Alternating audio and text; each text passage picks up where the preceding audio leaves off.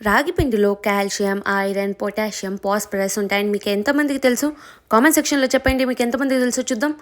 రీసెంట్‌గా మా అమ్మమ్మ వాళ్ళు రాగి సంగటి చేస్తుంటే, నేను కూడా దాని గురించి కొంచెం అంటే కొంచెం రీసెర్చ్ చేశాననమాట. రాగి పిండిలో చాలా అంటే చాలా బెనిఫిషియల్స్ ఉంటాయన్నమాట. అదొక సూపర్ ఫుడ్ అవ్వడంతో వెయిట్ లాస్ అవ్వడానికి కానీ, వెయిట్ గెయిన్ అవ్వడానికి కానీ జర్నీలో హెల్ప్ చేస్తుందంట. ఇది ఏదో ఒక టైంలో కనుక మనం డే కానీ, ఆఫ్టర్‌నూన్ కానీ, నైట్ కానీ తీసుకుంటే చాలా మంచిదంట. సమ్మర్ సీజన్లో మన హిమోగ్లోబిన్ని మెయింటైన్ చేయడానికి కూడా ఇది హెల్ప్ చేస్తుందంట. ఇది ఒక సూపర్ ఫుడ్ అవ్వడం వల్ల బాడీలో చాలా అంటే చాలా న్యూట్రిషన్స్ లైక్ విటమిన్ సి కూడా వెళ్తుందంట. రాగి పిండిని బయట అంటే లైక్ ప్యాకెట్స్లో ప్యాకేజ్ చేసినట్టు కాకుండా ఇంట్లోనే ఆడిచ్చి చేశారనమాట రాగి సంగటి మా ఇంట్లో. మీరు కనుక ఒకవేళ రాగి సంగటి చేసుకుంటే దాన్ని మీ లాంగ్వేజ్లో కానీ లేకపోతే మీరున్న నేటివ్ ప్లేస్లో దాన్ని ఏమని పిలుస్తారో కామెంట్ చేసేసేయండి. అండ్ లాస్ట్ వీడియోలో లాస్ట్ క్లిప్లో నేను పెట్టిన 2 పచ్చళ్ళు ఏంటో కామెంట్ చేసేస్తే నేను దాని గురించి కూడా వీడియో చేసేస్తాను. థ్యాంక్